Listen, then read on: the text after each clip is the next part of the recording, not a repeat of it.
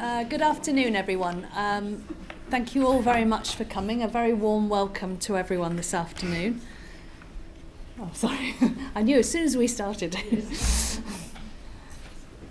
I'm sorry there's been a little bit of confusion about the time of start as well, but I think pretty much everyone's here now, so we'll get going. It's a real pleasure to welcome you all to the inaugural of Professor Tony Lynch. Tony has an MA in Modern Languages from the University of Cambridge, a postgraduate teaching diploma in Teaching English as a Second Language from the University of Leeds, and then an MSc and PhD in Applied Linguistics from here at the University of Edinburgh. And he was appointed to his personal chair of student learning, English for Academic Purposes, in August 2011. Tony's worked at the university in what's now known as the English Language Teaching Centre since 1980. He's been a tutor, teaching fellow, a lecturer, a senior lecturer, and now a professor. He's now head of the English for Academic Purposes section, and in this role is responsible for the university's ever-expanding programme of foundation, pre-session and in-session courses to help international students. This is an extremely important part of our work as a university, especially as a thoroughly international university. His research has focused on the communication between native and non-native speakers of English in academic settings, and he's developed a good deal of teaching materials based on the insights he's gained from this research. He's produced 3 books for language teachers from this research, one called Listening, one called Study Speaking, and another Study Listening. And these have had a real, genuine impact on the teaching of English for academic purposes. And some of his recent papers have been focusing on international students' informal listening strategies, which I think we'll hear a little bit about today, the linguistic benefits of recycling classroom communication tasks, and the role of different forms of feedback in improving students' spoken English. All really important topics for us as we work to develop students' experience of excellent learning and teaching. Tony's very kindly agreed to answer some questions at the end of his lecture, and then we're all welcome to a reception that we'll be holding just outside on the mezzanine floor. So very warm welcome now to Professor Tony Lynch to give us his lecture on the importance of listening to international students.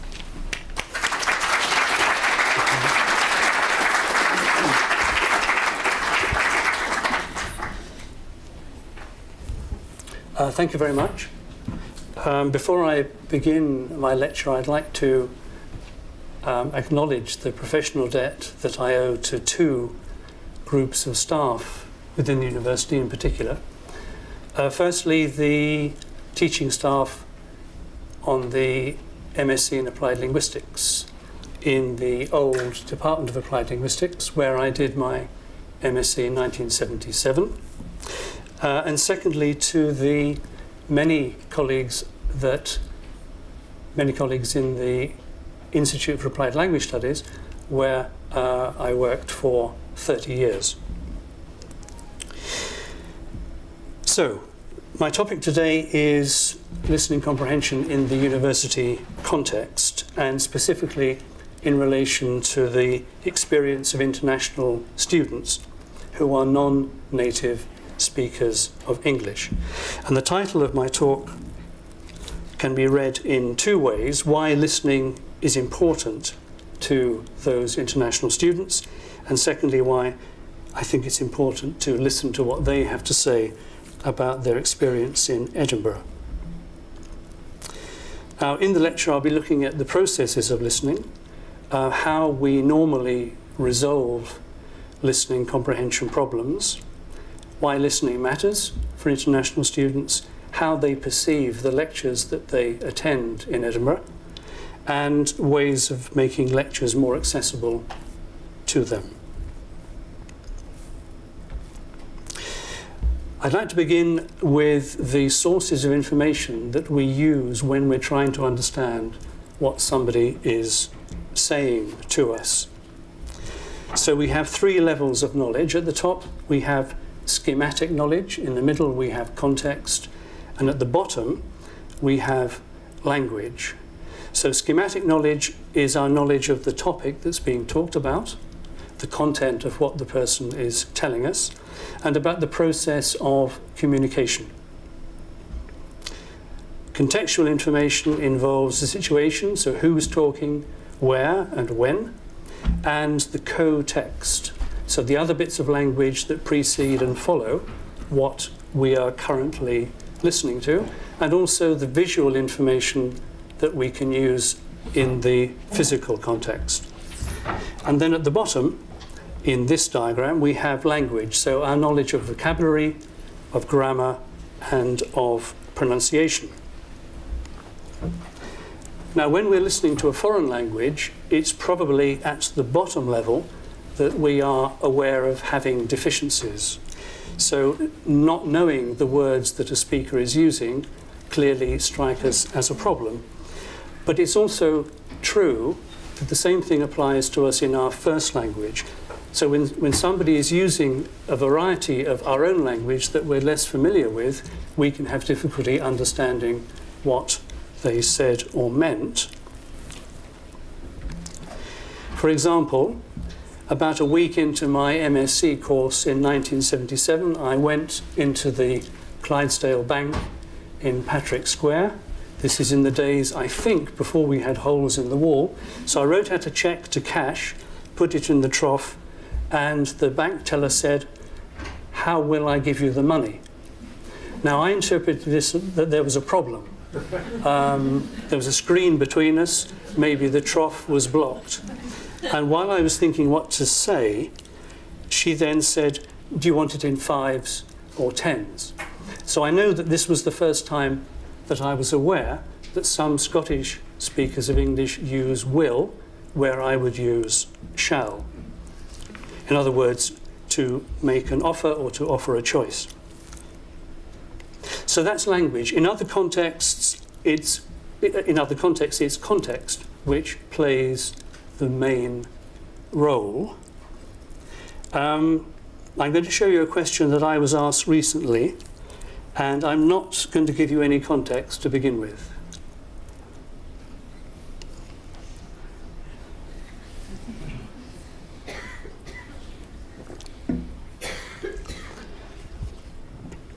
So from those 4 words with the question mark and the sir, you're probably, because this is what human beings do, you're probably trying to work out a possible context where that makes sense. I'm now going to tell you a bit more about the context. It was January, and it was the checkout at Saver Centre Cameron Toll, and it was the assistant who was checking through my goods who asked the question, "What is game, sir?" Now, I understood this to mean something like, "What's your game?" So I thought I had probably done something wrong, but that didn't seem to fit in with the sir. So now a bit more context. The assistant was Indian, and I could tell that by the name on his label. And so I said, "Pardon?" And he then said the same thing, but this time he added the adjective British. "What is British game, sir?"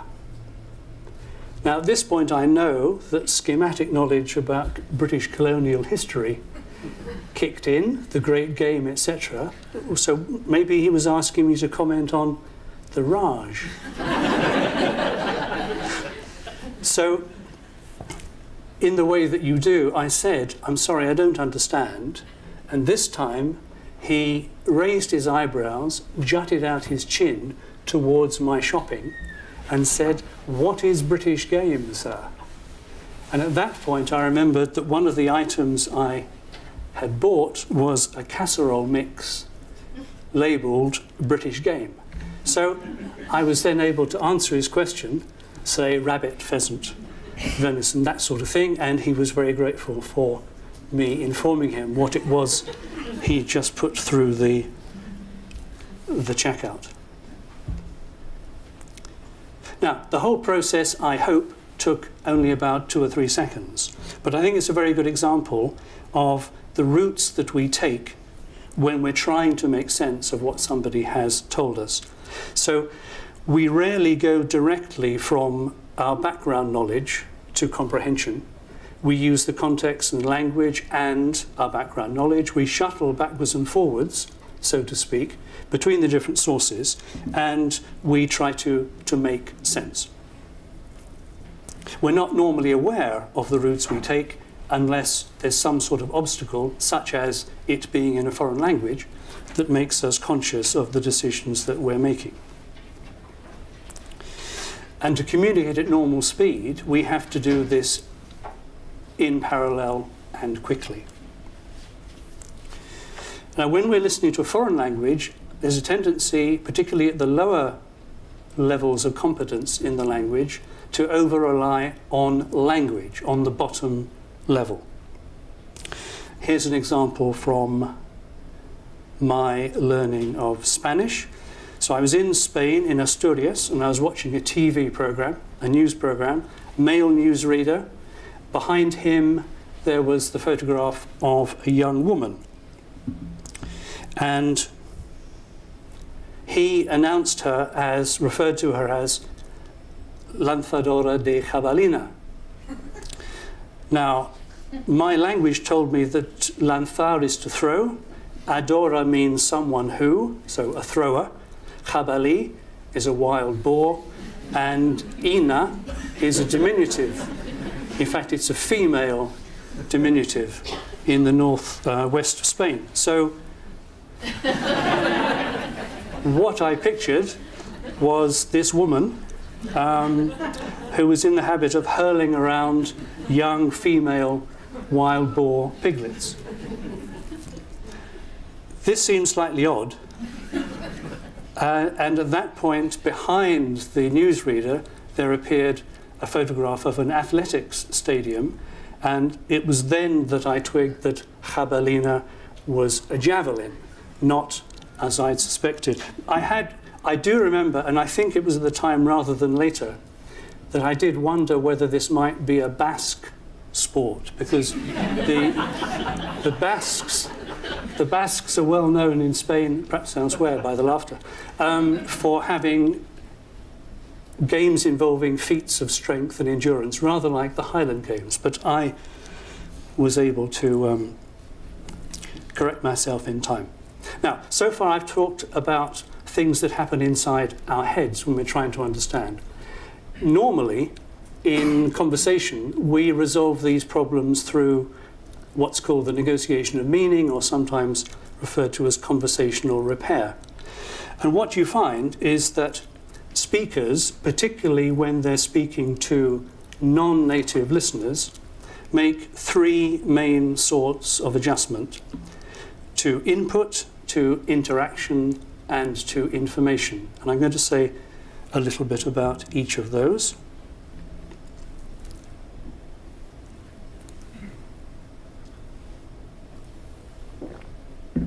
So in the case of input, speakers typically adjust the grammar by making their utterances, which is spoken sentences, shorter and less complex in the grammatical sense. And increased use of the present tense, particularly when telling anecdotes that happen to them. Speakers to limited listeners in the language tend to put everything in the present tense rather than the past tense. When it comes to vocabulary, we tend to use more common vocabulary to avoid idioms that we think may not be obvious to the listener. We also tend to repeat nouns rather than to refer to a person as he or she.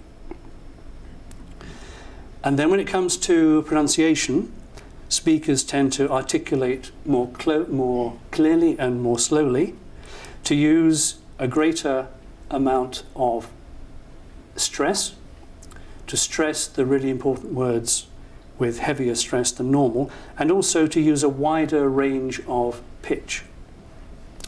And for non-verbal adjustments, we tend to use longer pauses to give the listener time to process what they've just heard. we use more gestures, and we increase our use of facial expressions.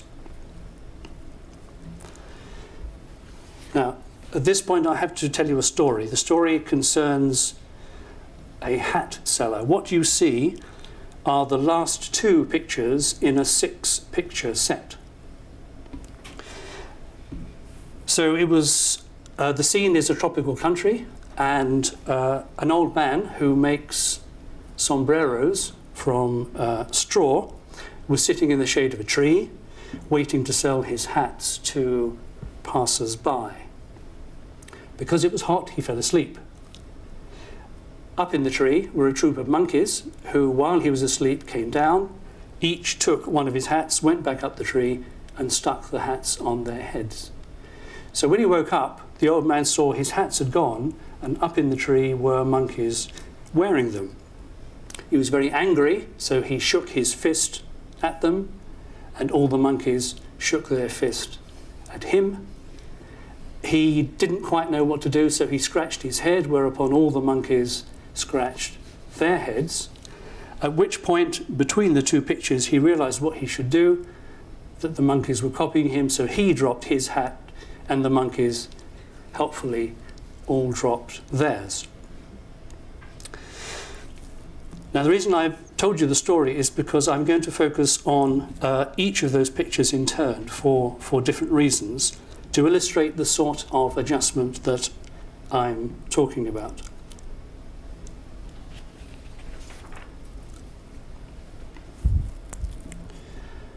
So, in the case of the left-hand picture, or rather between the left-hand picture and the right-hand picture, okay, this data comes from a study I did, in fact it was my PhD study, where I was interested in the ways in which native speakers of English would or wouldn't adjust what they said to a series of individual separate listeners. So what you see here is what one native speaker said to his or her native listener. So he expressed the realization as the penny dropped, so an idiom. To the advanced listener, this being a non-native speaker, a learner of English, he used a different idiom, one that is arguably slightly more obvious. It dawned on him. To the intermediate listener, he didn't use the idiom at all. He said he realized. And to the elementary listener, he said, and then he thought, and he realized, and then a long pause, it was easy. So here you have an example of the ways in which the same native speaker adapts for different levels of listener using the same data. In each case, the listener had the same pictures as the speaker, and the listener's task was to order the pictures. They were jumbled up. So those were adjustments of input, that is, adjustments of language, the choice of words. More important, according to research, is adjustments of interaction. So the first type of thing that we do is a confirmation check. That's when the L is listener, S is speaker. So when the listener makes sure they've understood what the speaker means. So we may say something like, so you mean he lost his money? Checking that what I've understood is what the speaker meant. A comprehension check is when the person who's speaking makes sure that the listener has understood. And we may make that clear by saying, do you follow? Do you understand? Is that clear? Or it might just be, okay, expecting the other person to confirm that they have understood. A clarification request is where the listener asks the speaker to explain or to rephrase. So when you said obstacles, did you mean something like problems? And repetition, either party can repeat either their own words or the other person's words in order to check that both parties are happy with what's been understood. Reformulation, the speaker rephrases the content of what they have said. Very often language teachers are found to do this more than repetition. So non-teachers talking to non-native listeners, tend to repeat what they said before. Language teachers tend to reformulate. Completion, the listener completes the speaker's utterance. Intended to be helpful, of course, but there are people, I'm sure we know them all, who do this to us in our own language and inevitably are wrong, I find. And then backtracking is where the speaker, there's been a problem, and the speaker thinks, okay, I better go back to the point where she looked like she was understanding. And we'll try that out, and if that doesn't work, we'll go back further. And then there are adjustments of information choice. This is something that I was particularly interested in, or became interested in because of the data that I found in my PhD research. So I found that speakers used more descriptive detail, more explicit logical links, and also filled in what they assumed were gaps in the listener's socio-cultural knowledge.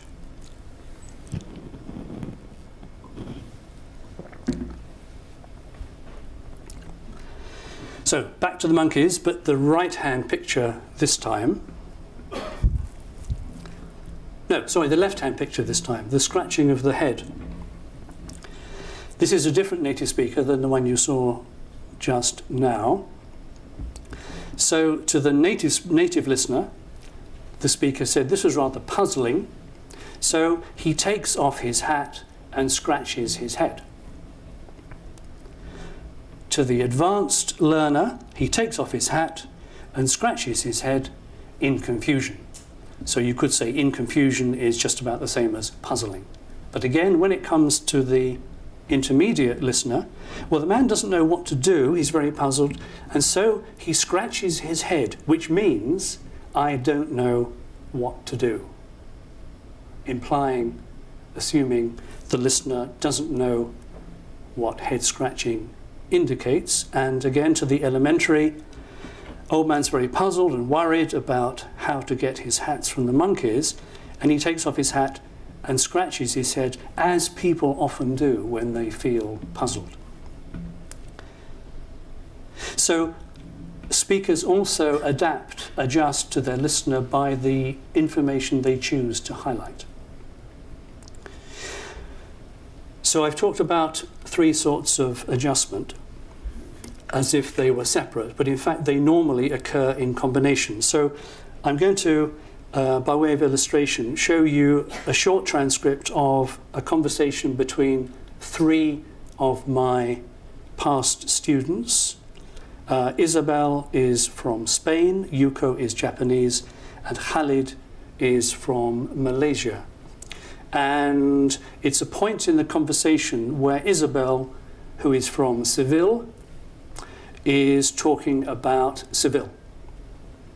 So I was telling one of my friends, yeah, we have all the streets full of orange trees. And he asked me, but don't you eat the oranges? No, they're very bitter. It's impossible. They're really bitter. And Yuko then says, must be wild one. Wild orange tree. Wild? By the way, the pluses indicate the length of the pause. So when she says wild, it's a repetition, of course, of what she said, but it seems to be a comprehension check as well. Do you know what I mean by wild? Khalid says, huh, which I would categorize as a minimal clarification request. And Isabel also says wild, repetition. Yeah, so nobody tries to eat them, the oranges from the street. Another completion. The street, yes. No, but do you know why do you use that orange for? And Yuko knows, so she says for marmalade. And Khalid says, what? Yes, he was a man of few words. So Yuko then says used sweet sort of jam. So she's repeating the word that Khalid appeared not to know, and she's then reformulating, using a different expression for it. And Isabel then said, yeah, but for the Queens of England, but not for us. We don't use it at home, not just to throw to each other. And Khalid says, through? Now, I'm assuming that he's recognised that it was a verb. It could be that he's actually saying the word Through. Okay? Anyway, he makes the sound through. Yuko laughs. And Isabel, yes, it's true. At Christmas, I was having a party with my friend, just a dinner, very quiet. And suddenly, we went in the balcony. Says Khalid. Somebody throws us an orange. And Yuko says, it went boosh to the wall. And then Khalid says, is that traditional way to celebrate something or what? So he's asking for cultural background. Isabel says no, and he says, just to annoy. So a confirmation check to bother us, and then they laugh. Now, there's nothing unusual about that conversation. It just illustrates how three international students effectively sort out their communication problems as they arise in interaction. So summarising what I've said so far, listening comprehensives can be complex. We can fail in various ways as listeners. We can not hear, we can mishear, we can misunderstand, and we can not understand. And the resources we use in one-way listening, where we don't have the chance to reply, are made up of three types of knowledge, which we apply as seems relevant. When it comes to two-way listening, to normal conversation, listeners and speakers generally cooperate to make sense of each other, and they use a range of interactive adjustments. And all this is true of communicating in our first language, but we're more aware of it when we're listening to a foreign language. In fact, we're more aware in particular of things going wrong in the foreign language. So the next question is, why does listening matter for international students? And I think it matters because students' level of listening skill can either open up or close off access to two main types of experience. There's the access to the academic knowledge in their program, and there is the access to informal language learning, potentially in the university community around them. So I'm going to look at academic knowledge first. And at Edinburgh, we measure the listening skills of some international students through a test called TEAM, Test of English at Matriculation. And in the original version, it had 4 sections: vocabulary, listening, reading, and writing. And some years ago, I did a study of TEAM's validity. That is, its predictive validity. That is, how well it predicts a student's eventual academic success. In this case, a year later. So the data came from nearly 300 students who were on taught 1-year master's programs, and I compared their TEAM scores and other English test scores with their academic outcome a year later.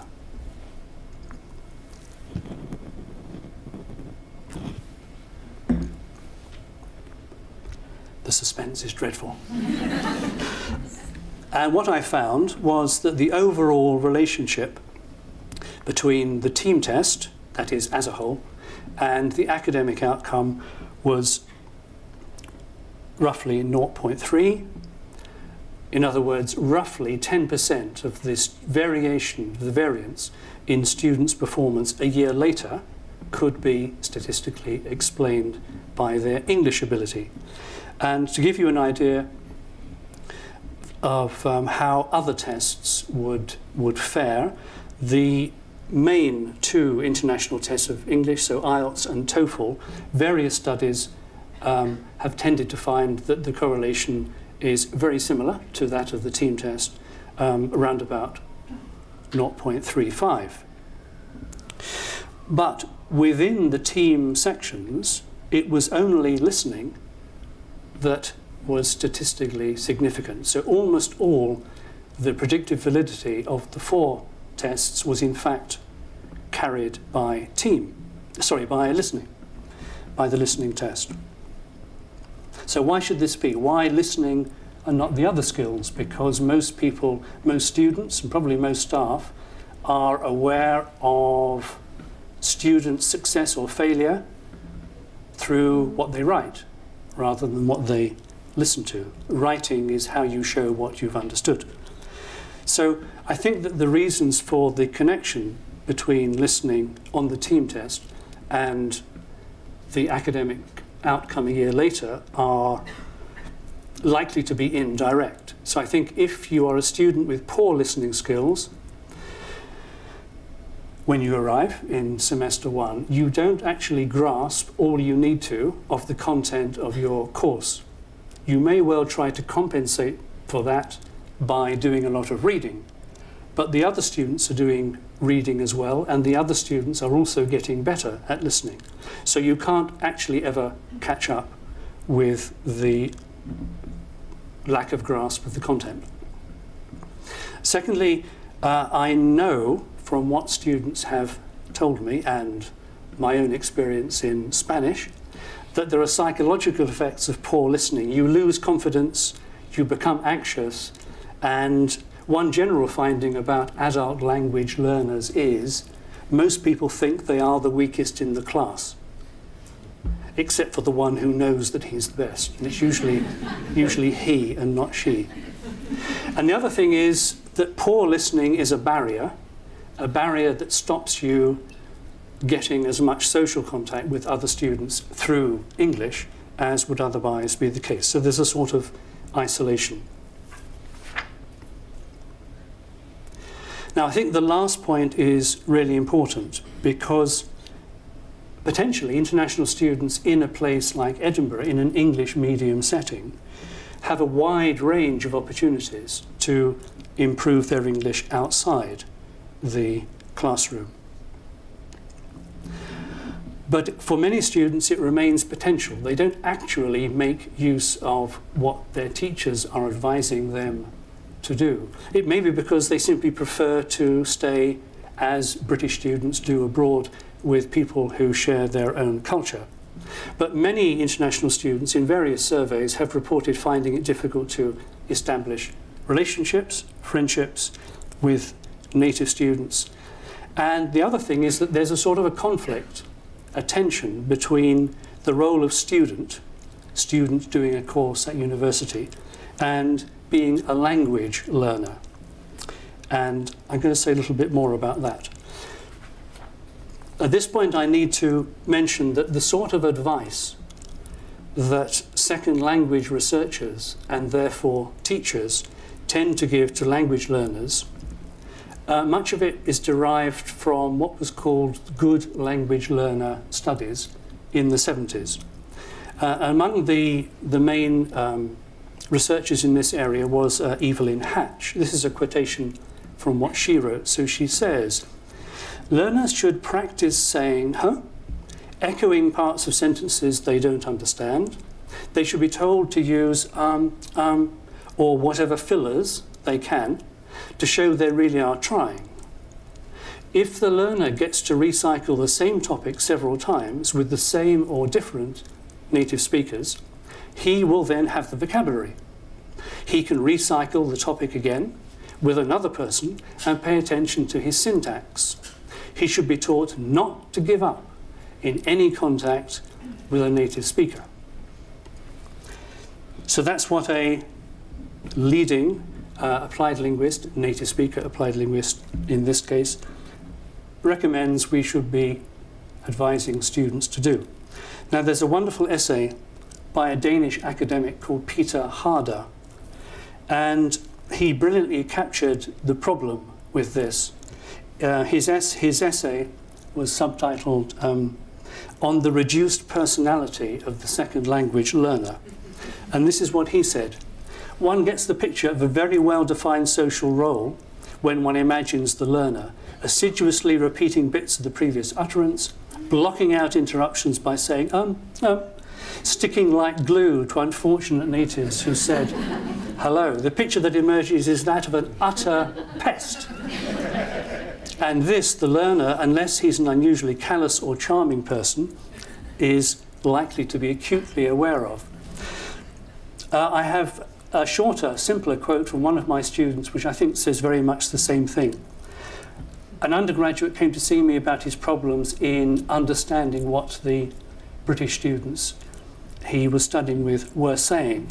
And when I said, well, don't you remember in our language classes in the summer, you were very good at getting people to clarify. He looked world weary and he said, yes, but I'm the only foreign student, so I can't ask very much. So when it comes to the social side of things, the learner cannot, as it were, chain everything, chain all the discourse to learning. He or she has to play the role of being part of the group and not necessarily part of the group who is there because they want to improve their English. So I was interested in finding out more about the ways in which international students manage to practice listening in informal settings. So a couple of years ago, I carried out a project I called ILSA, which is Informal Listening and Speaking Encounters.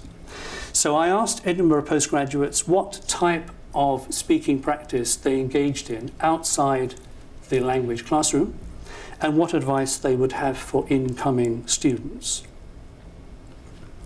There are 105 responses, and as you'll see, just over half the students said they'd made less progress in listening than they expected, and most of the others said they hadn't made any more than they'd expected.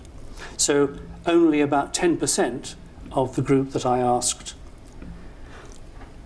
reported that they had made more progress than they predicted they would. I asked them to estimate the times they spent each day, listening or talking. Talking meaning listening and speaking. And you'll see that there's about half an hour's difference overall between those in the A group who reported less progress and the other two, but there's no real difference in the overall figures of B and C. However, if you look at the red figure, you'll see that there's a big difference in the amount of time that the C group reported talking.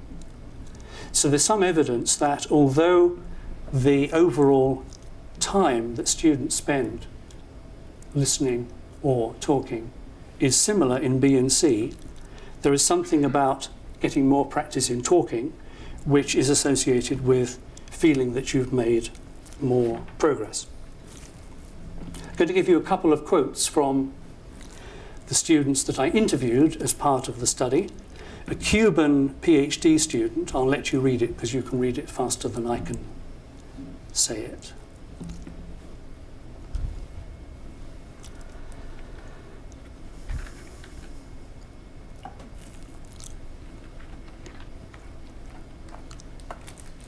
Notice he says they don't correct you. One of the complaints from international students to me personally, but on behalf of the British nation, is that we don't correct them enough. And of course for us, if you correct somebody in a conversation, a normal conversation, unless you're a teacher in the classroom, it's socially marked. You're listening not to what people are saying, but to the way that they're saying it. But anyway, he says, don't isolate yourself. This is a quote from a Chinese student.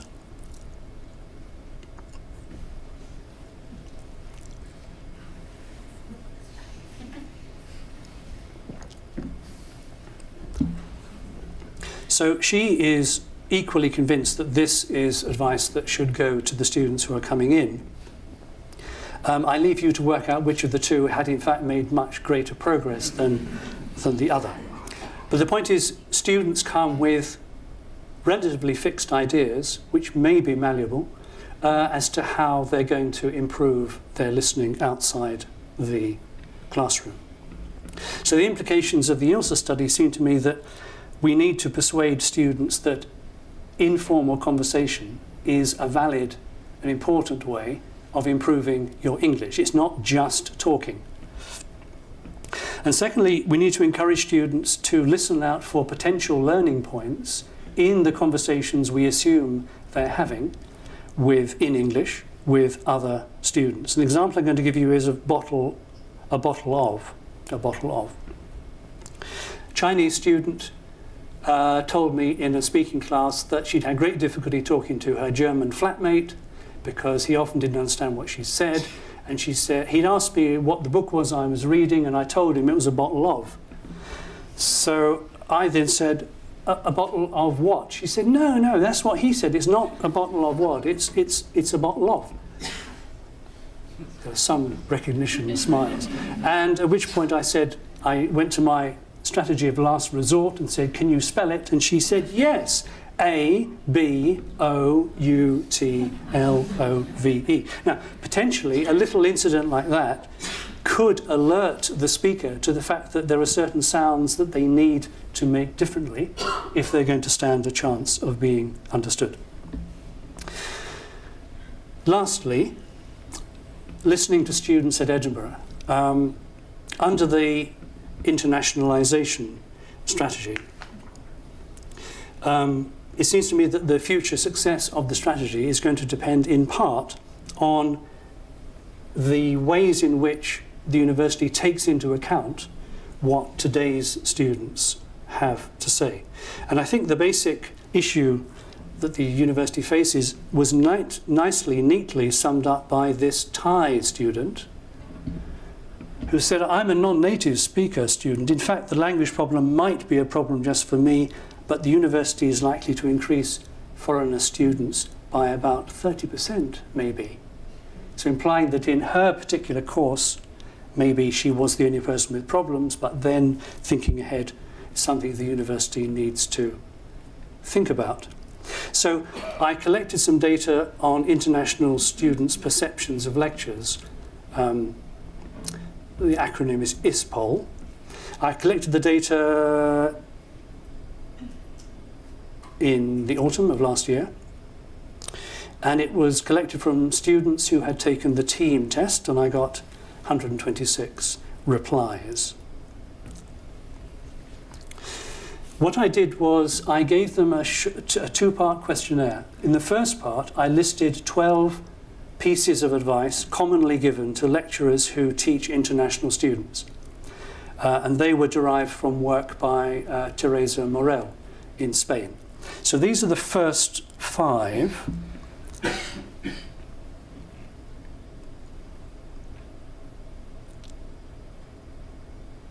And these are the other 7.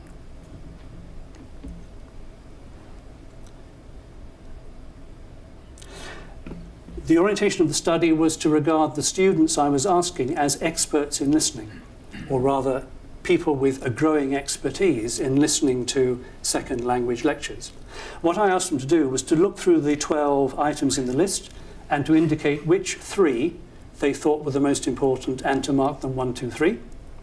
And in the second section of the questionnaire, I said, is there any other advice you would give your lecturers which isn't covered in the 12 points?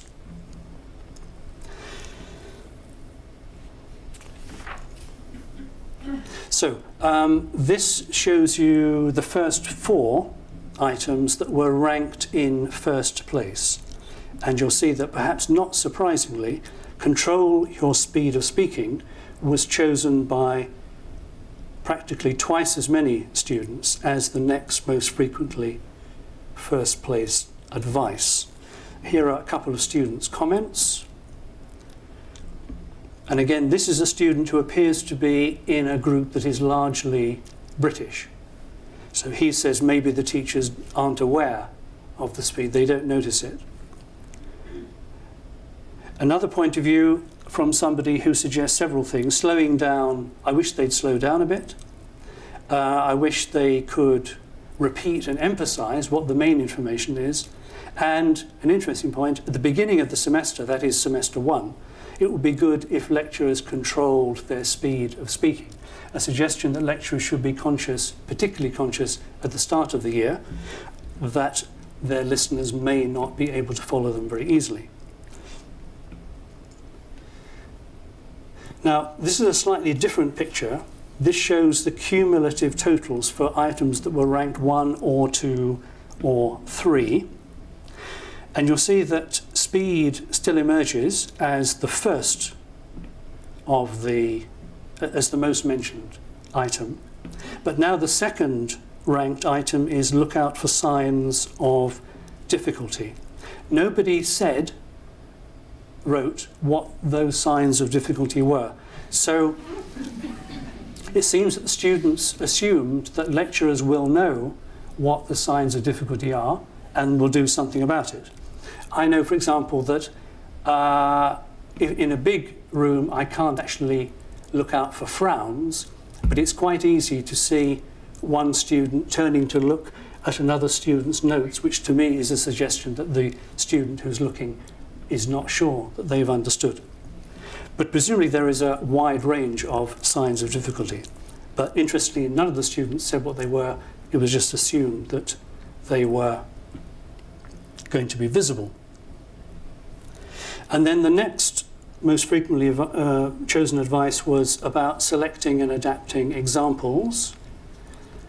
2 comments here from different students, both referring to cultural difference, asking lecturers to make sure that they take care that the examples that they may be used to using from years before are actually going to be ones that are accessible to international students. When it came to creating a relaxed atmosphere, 2 opposite views. Students saying lecturers should be humorous, and then one saying please don't always tell jokes only understood by British and Europeans. This reminded me of an email that I was sent a couple of years ago. Here it is, from a Chinese student.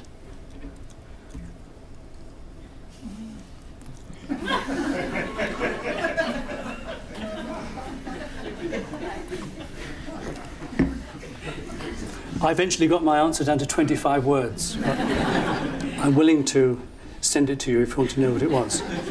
Now, among the other issues mentioned by the students, the ones that they had literally empty space for on the questionnaire, they mentioned timing, largely the fact that lecturers try to cram in too much material into 50 minutes, something on supplementary materials. There was a bit on the use of language, which tended to be that they felt lecturers were using language that was too formal, which surprised me. I would have thought it would have been too informal for a student, international student's point of view. And then something on the assumptions of shared knowledge. I'm just going to mention the assumptions of shared knowledge. Don't assume that all students have the same background on the subject matter. Second quote, I suppose lecturers should introduce the background of some important technical concept, then we'll probably more quickly keep this knowledge in memory. So this seems to be different from cultural assumptions, culturally weighted examples. It's actually about what lecturers assume students know within the subject area. So my conclusion, the pointers that I think we can pick up from the ISPOL data clearly speak slower. Lecturers should keep an eye out for signs of listening distress. Ensure that examples are accessible and create opportunities for students' questions.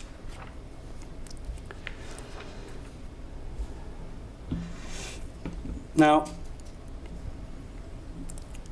at first sight, you might think that those are relatively uncontroversial.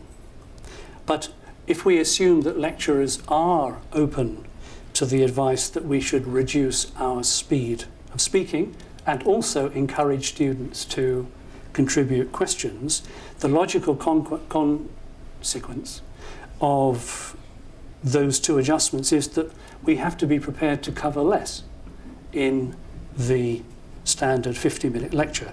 This would actually be in line with some recent research in Sweden. A couple of studies there concluded that the implication of really taking international students into account is that less information can be delivered in lecture form.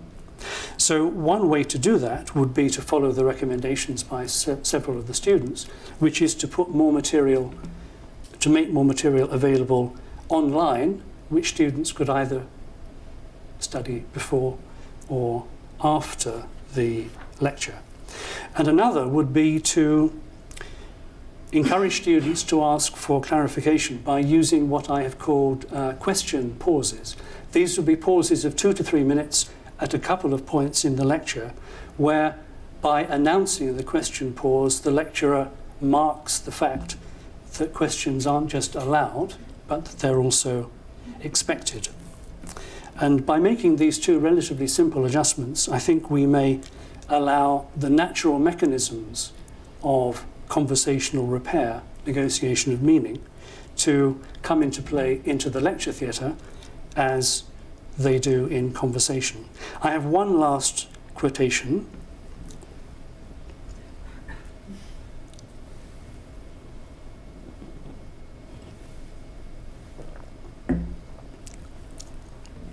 I agree with that, but then I would because I wrote it 20 years ago.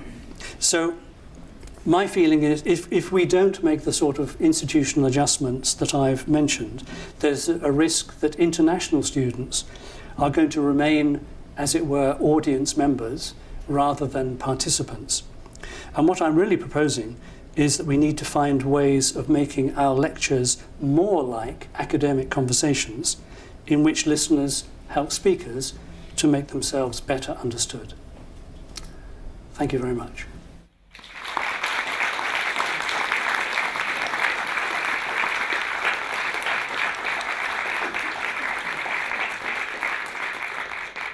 Well, I think that was a model of clear, a clear lecture. I'm sure there were no signs of distress throughout that from the audience. And I think also you gave us some very important messages for how we might improve the way we manage to teach all our students from the analysis of what you've done with international students. We do have some time for questions, and I've got some roving mics here, so if I could ask you to put your hand up and wait for the microphone before you answer the question. So.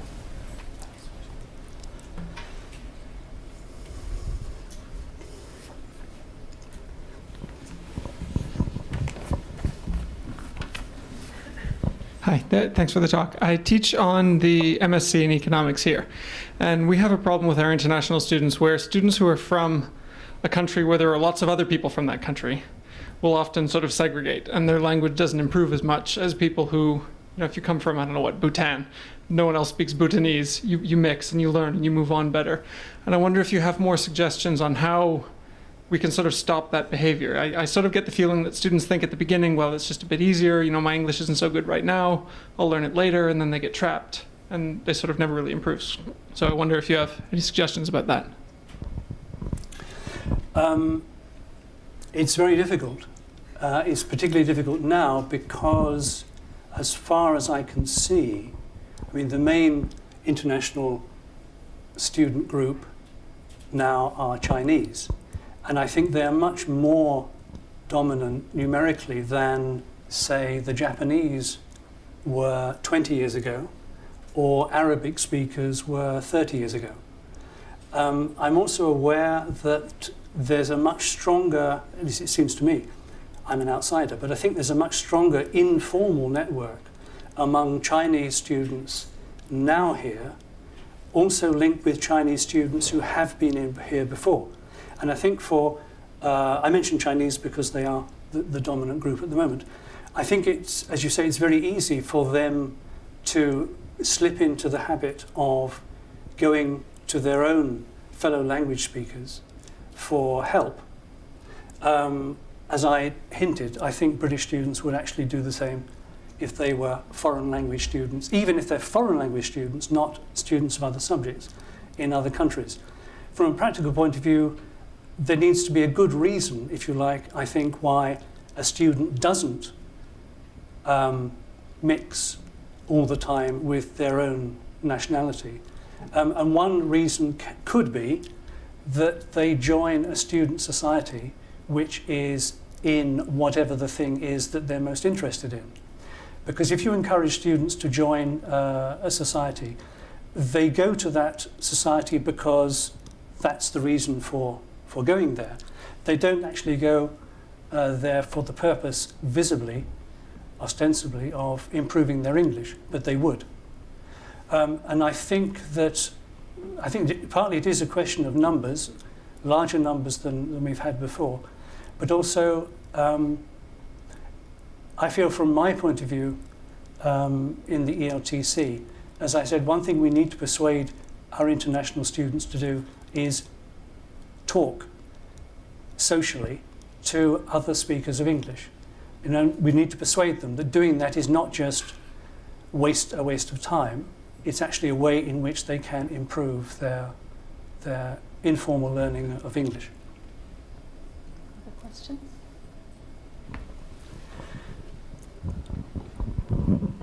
Thank you very much for that talk, Andy Thompson, Politics. One of the issues you raised right in the early stages was the evidence you had that listening seemed to be the most important dimension to language learning and obviously taking in the subjects they're studying. You conclude by saying we should cover less in the lectures and move more material online. Now, I presume you mean here not simply material to be read, otherwise that would seem to be self-defeating in a way. Well, not self-defeating, but it wouldn't actually encourage the listening aspect. Are you suggesting, therefore, that the materials should, as much as possible, be material which they would listen to, which would encourage them to speak as well? I would, yes. The students who suggested it weren't thinking about listening because they were talking, in various of their comments, they talked about texts that they could read. But I'm aware that it takes time to record something which you may be recording only for the people who are going to access the place where you're going to put it. It's extra load onto the teaching. But I think more generally, other than only focus students' attention on the content of their course, they would be missing out on a wide range of audio material on the net, not specifically in their subject, but in a sense listening to anything improves the psychomotor skills of coping with language at speed. So provided they're listening to something that's of interest to them, I would say we should be encouraging them not just to focus on any material, whether it's audio or reading, that is put up online for them, but they should be taking the opportunity to listen into, who knows, lectures like this, but also other events in Edinburgh, as well as what they can listen to on the net. Okay. Thank you for the talk, Tony, which I enjoyed very much. Can you hear me? Yes. Some years ago, I'm thinking of the 1980s, there was a fashion for testing English according to its specific purpose. The ELTS test, the precursor of IELTS, is a very good example of that. Do you think that was a good idea, and does TEAM operate in that way? And if not, why not? Okay. No, it doesn't. In fact, TEAM is designed. It's not it isn't a communicative test of communication, and it's not related to student subject. In fact, although I haven't yet gone into detail, the TEAM listening test is, if I'm being devil's advocate, is the most unrealistic test of listening that one might imagine. Namely, it is a once-only dictation test. Yet, its results correlate well as overall figures from IELTS and TOEFL, with academic outcome. And I think that's because, although dictation is a test of listening, it is classically an integrated skills test, because it also tests one's ability to write, to identify words, as well as a general language competence. So arguably, the reason why the TEAM listening section does provide a reasonable predictor of academic outcome a year later is because it's actually, within itself, is a general language proficiency test, delivered as a speaking test, but unrealistic in the sense that native speakers might not score 100% on the test. So it doesn't test a student's ability to extract information. It tests their ability to replicate what they hear. We do allow semantic equivalence. So if the word problems is actually in the dictation text they hear. If a student writes difficulties, we count it right, because that's what native speakers do. We understand the meaning of something, we don't retain necessarily the physical form. So that would be my answer, that TEAM is definitely a different test from IELTS and TOEFL, or ELTS, but seems somehow to tap into something that seems to be an underlying competence students need in order to do well over the course of the next 12 months. Hi there, Tony. It's Hi. Sarah Henderson from the College of Medicine. It's actually a follow-on from a previous question. As I'm sure you appreciate, the College of Medicine has sort of the largest proportion of online distance learning programs at the university, many of which, and I think possibly related to the importance of listening, speaking, and interaction with other students. And of course, many of our students on online distance learning programs don't have any day-to-day interaction with people that are native speakers, especially those that are on programs that are particularly focused towards international students, some that have entire cohorts of students, for example, in various African countries. I was wondering what advice you could give to any of the program directors that are in similar situations, given the importance of listening, interaction with other students, and speaking, and academic performance. And of course, in an online environment, quite a lot of that element is removed from the teaching situation.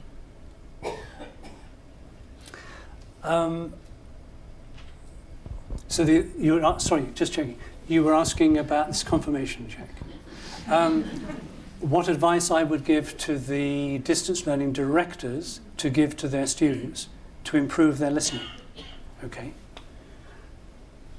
So, I have to try and remember what it was I wrote yesterday, because yesterday, I don't think you know, I wrote a unit on listening intended for the distance learning students in particular who would be coming to Edinburgh but wouldn't have access to direct social interaction. So I think I would say what they need to do is to compensate, to find a way of compensating for the fact that they won't have face-to-face communication practice in the same way that students doing a conventional course would. And I would say, I mean, as you will have gathered, my interest is in listening. I tend to see listening as a possible answer to quite a lot of things. So if the students are not going to get practice in face-to-face listening, I would say we need to maximise what they know about the opportunities that they have on the net for listening in, even to discussions, lectures, seminars related to the topic that they're doing for their degree. There's now a fantastic range of specialist academic lectures freely available where students can get, I think, practice like the experience they will have. I'm assuming that on the distance learning courses, the students will be listening to lectures.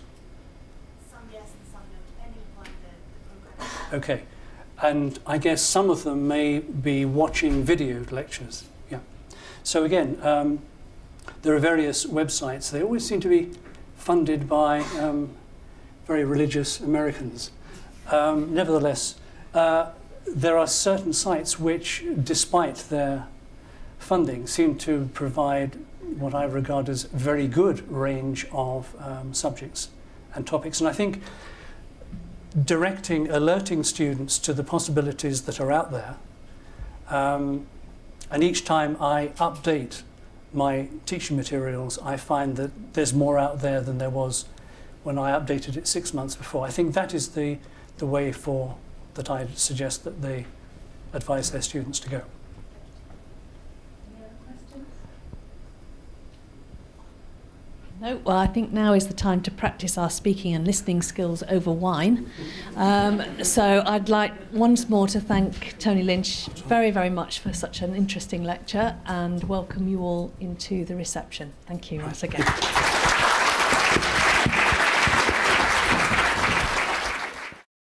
This production is brought to you by the University of Edinburgh.